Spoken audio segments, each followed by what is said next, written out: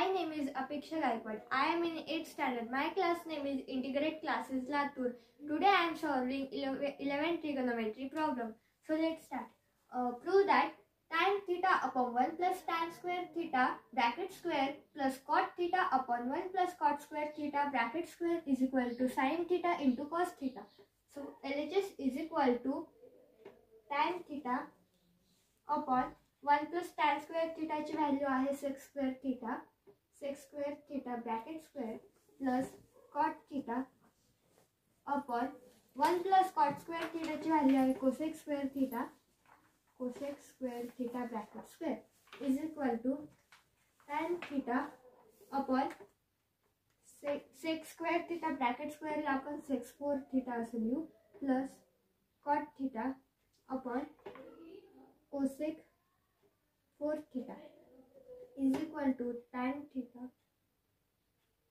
sec 4 theta वरती गेला की cos 4 theta होईल प्लस cot theta.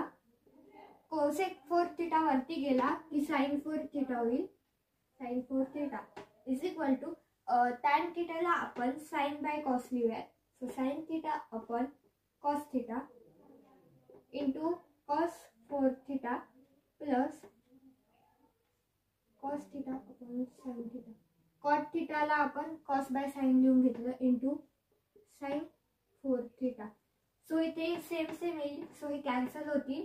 इथे क्यूबच राहील is equal to sin theta into cos cube theta plus cos theta into sin cube theta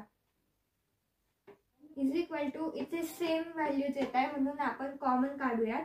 bracket मध्ये sin theta ब्रॅकेट मध्ये sin theta to cos theta bracket मध्ये remaining values cos square theta plus sin square theta. So cos square theta plus sin square theta ची value 1 येते. sin theta into cos theta 1 आहे म्हणून लिहिण्याची गरज नाही.